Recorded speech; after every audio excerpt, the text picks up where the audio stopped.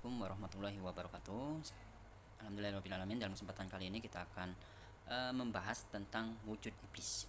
Nah, tak kalah di sini diceritakan Nabi Yahya berdialog dan melihat wujud iblis. Suatu ketika iblis, musuh Allah Subhanahu wa taala, mendatangi para nabi dan berbicara dengan mereka. Ia mendatangi semua nabi mulai dari Nabi Nuh sampai Nabi Isa, Ibnu Maryam, serta para nabi kepada nabi yang hidup di antara keduanya. Suatu saat iblis menemui Nabi Yahya. Ketika iblis itu hendak pergi, maka Nabi Yahya berkata kepada Abu Murrah, "Eh, nama sebenarnya adalah Al-Harj dan gelarnya adalah Abu Murrah.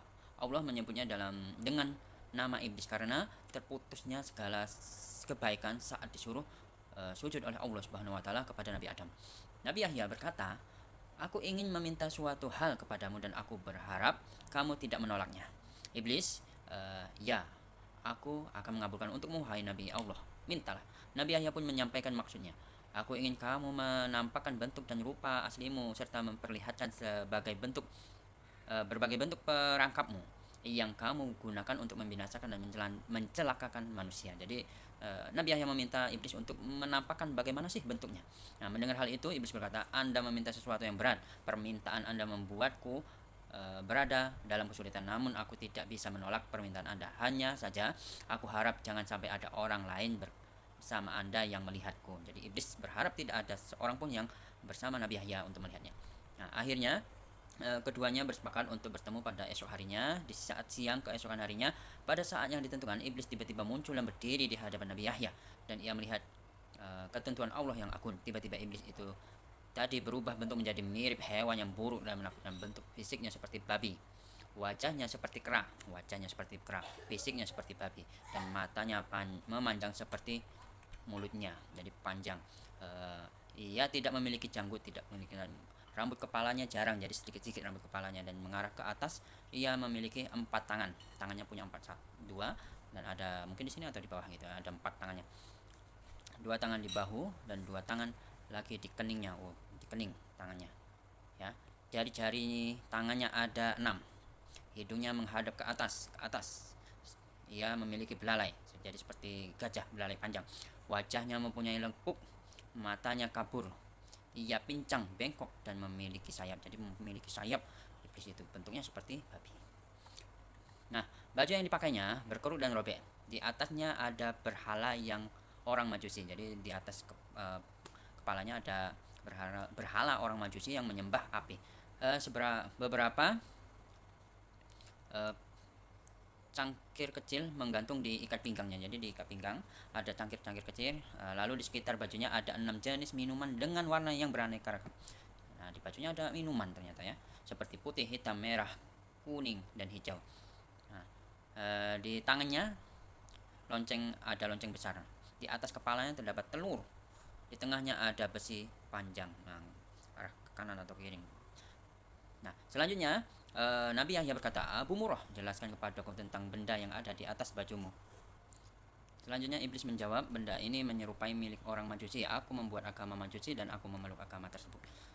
Nah, selanjutnya, "Jelaskan padaku tentang cangkir kecil yang tergantung di ikat pinggang bagian depan." "Wahai Nabi Allah, di dalamnya ada berbagai syahwat dan jerat perangkapku. Yang pertama-tama aku menjadikan alat untuk menjerat orang mukmin adalah wanita." Nah, dijelaskan lagi, apabila dia tetap bisa taat kepada Allah, maka aku akan mendatangi lewat pengumpulan harta haram agar dia tamak untuk mendapatkannya. Jadi mengumpulkan harta haram.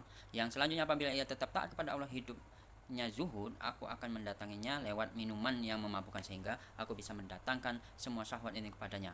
Saya memastikan ada sebagian perangkap itu yang memperdaya orang mukmin, meski ia termasuk manusia yang waro. Apa bentuk jerat tersebut?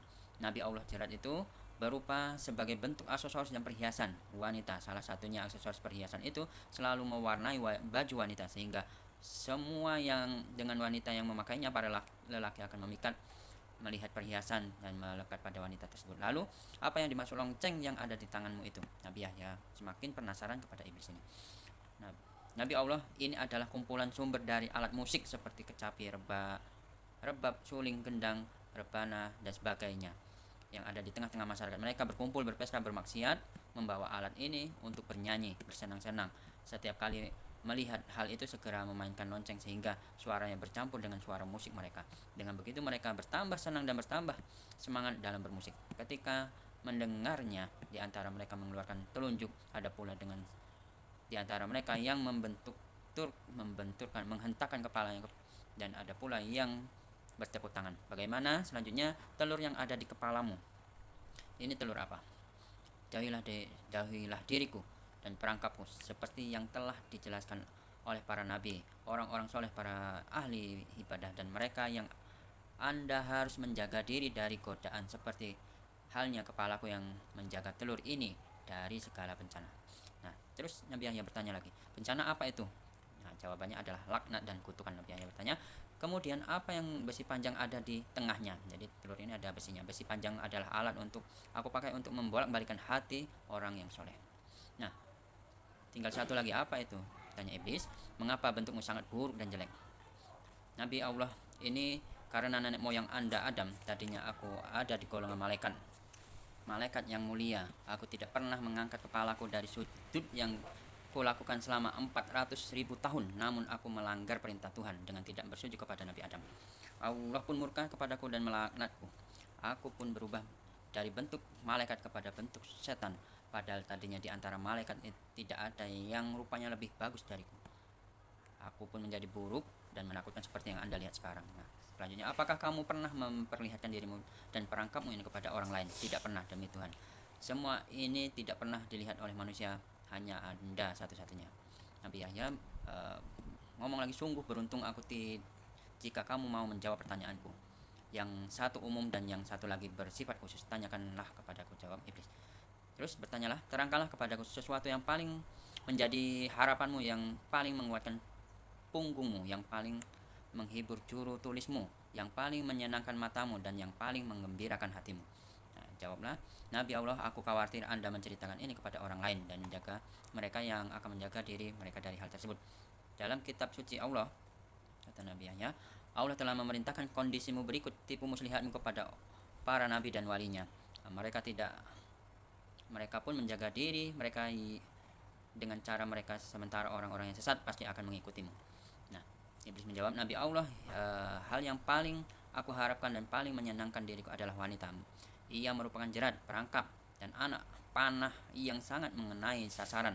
Aku selalu berhasil dengan mereka. Aku berhasil menjatuhkan wanita dalam kebinasaan. Ketika menggoda para ahli ibadah dan ulama, mereka bisa mengalahkan. Lalu aku kirimkan pasukan untuk menyerang mereka, seperti pasukan tersebut pun, tetapi pasukan tersebut pun kalah. Nah, pada saat demikian aku ingat dengan wanita sehingga diriku menjadi tenang, amarahku menjadi reda, dan emosiku lenyap, jiwaku menjadi tenang. Nah, jadi dengan wanita inilah menjadi senjatanya iblis untuk menggoda manusia untuk menjadi pengikutnya di neraka. Mungkin itu saja. Wassalamualaikum warahmatullahi wabarakatuh.